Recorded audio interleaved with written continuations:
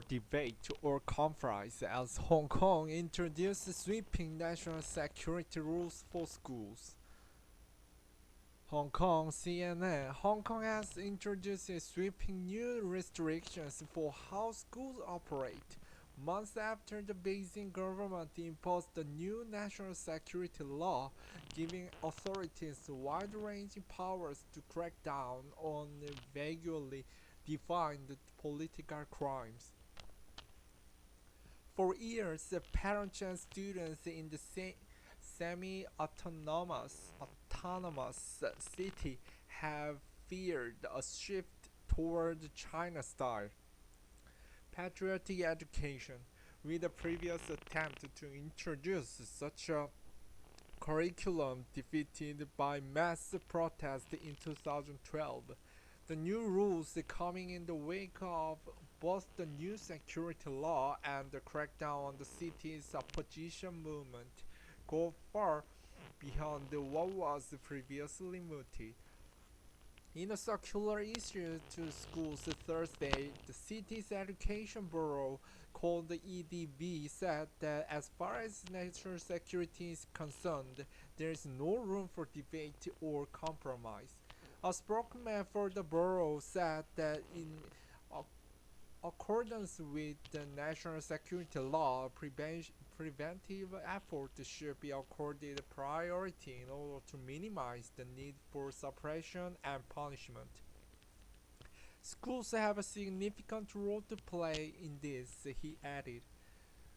Speaking at a news conference Thursday, Kin-yuen, a former lawmaker and chairman of the Professional Teachers Union, criticized the government for announcing the new policy without consulting teachers and parents.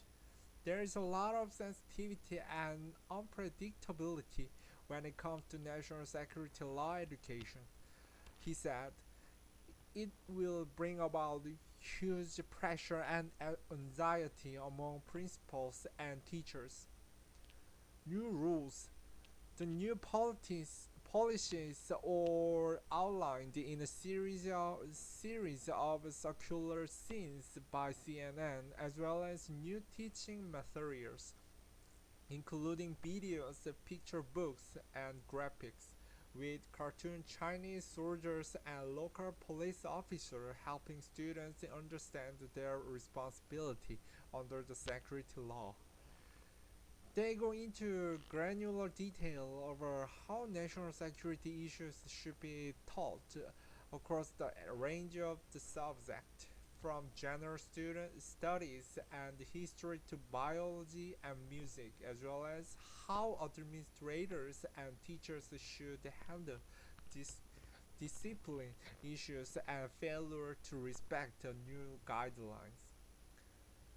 Both teachers and students who contravene the rules face potential censure, with administrators advised to involve the police in the event of serious offenses, while books and other materials deemed to be contrary to national security are to be removed from school grounds, though little precise guideline is offered for what material are covered.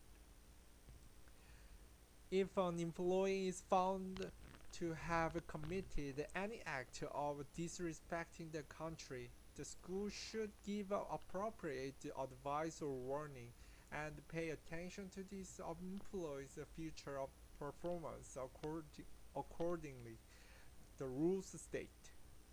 Students at both university and high school were at the forefront of anti-government, pro-democracy protests, which wrecked Hong Kong for much of 2019 during the unrest and in the run-up to the national security law being introduced. Many pro-government figures blamed the city's liberal education curriculum, as well as teachers, for supposedly radicalizing the city's young people. We lost two generations. We lost them through the schools. A top advisor to Hong Kong Chief Executive Carrie Lam told CNN at the height of the unrest. The fundamental problem is that you have a whole generation of young people who are not just dead against, but actually hate China. The I said on the condition on anonymity. How are you going to have one country, two systems works if you have a whole generation hating that country? While the members of the city's democratic opposition have dismissed these claims, pointing out that many of them did not receive the supposedly radical lessons, which were only introduced in 2009. This has not stopped the push to reform Hong Kong's education system. In her annual policy address that November, Lam, the city's Beijing appointed leader, said the 2019 protest had led many to question again the effectiveness of Hong Kong's education. We cannot bear to see that with the infiltration of politics into school campuses, students are drawn into political turbulence or even misled to engage in illegal and violent acts for which they have to take legal responsibilities that will impact on their lives, Lam said, adding it was the shared responsibility of the government, the society, education sector, and parents to find a way to protect our students. Political controls. Under the new guidelines, the inculcation of the tenets of national security will start early. Kindergarten, both the private and the public, will be expected to install in their students a greater knowledge of Chinese history, Chinese culture, and moral education, which the guidelines say will gradually build up students' identity as a Chinese and those lie the fundamental for national security education. Beginning at the age of 6, all students in Hong Kong will receive new lessons aimed at helping them understand the country's history and development. The importance of national security, the national flag, national emblem, and national anthem. Primary school students will be instructed in singing the national anthem and raising the flag, while older children will discuss the rationale behind the law itself and the importance of institutions such as the People's Liberation Army. Nor are international schools, which are popular among both foreign residents and wealthier, wealthier locals, except from the new guidelines. While private educational institutions are not directly under the control of the EDB, the rules issued Thursday state that international and private schools have the responsibility to help their students, regardless of their ethnicity, and nationality, acquire the correct and objective understanding of the concept of national security and the national security law, as well as the duty to cultivate the law-abiding spirit among their students. Hong Kong's education system is already notoriously intense for students, while the city's international schools command high fees and are thought tough to gain admission to, meaning the new rules might be the final straw for some parents who are already considering moving abroad. This week, the United Kingdom launched its resettlement program for holders of British nationals' passport, of which there are an estimated 3 million in Hong Kong. The Chinese government has reacted angrily to the plan and said it will no longer recognize the BN document, but still an estimated 300,000 people are expected to relocate to the UK. Others are moving to Canada and Australia, where many Hong Kongers hold the dual residency, while several prominent activists and politicians have sought asylum in the UK, Germany, and the United States. The exodus is already happening, especially for families with a small kid. Opposition lawmaker Lester Shaw said last year, "If I put myself in their shoes, I can understand the fear and the worry that they have about the next generation. Children cannot reasonably have bright prospects or bright future in Hong Kong, and so in order to protect that, it's understandable why people want to leave." Concerned for teachers.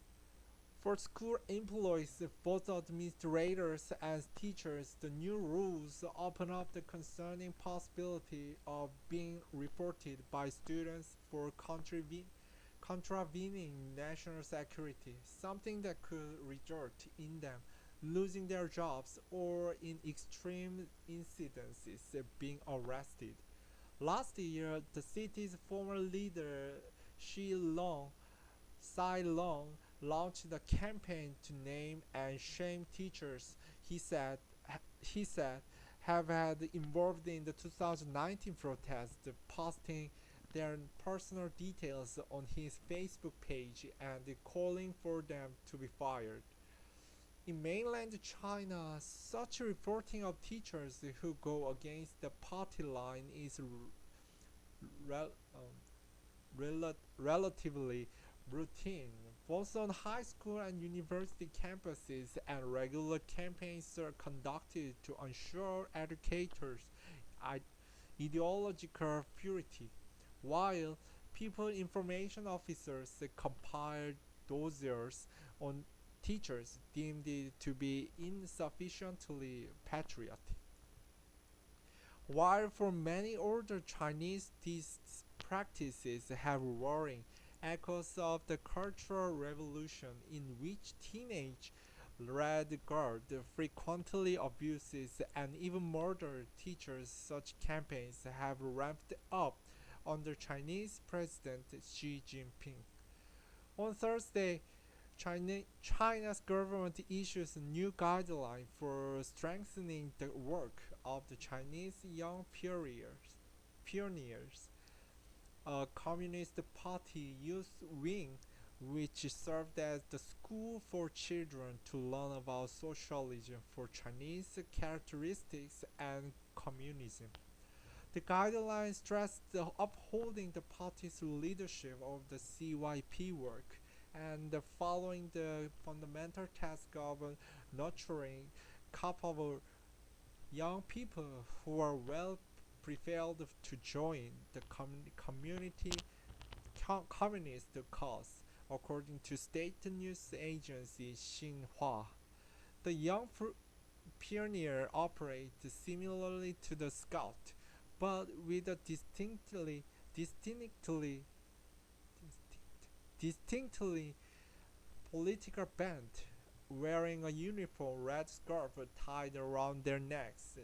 For the new guidelines, they will be encouraged to engage more with schools and youth groups in Hong Kong and Macau, so as to enhance the national ethic and cultural identity of young people in these territories. CNN's Eric Chang contributed reporting.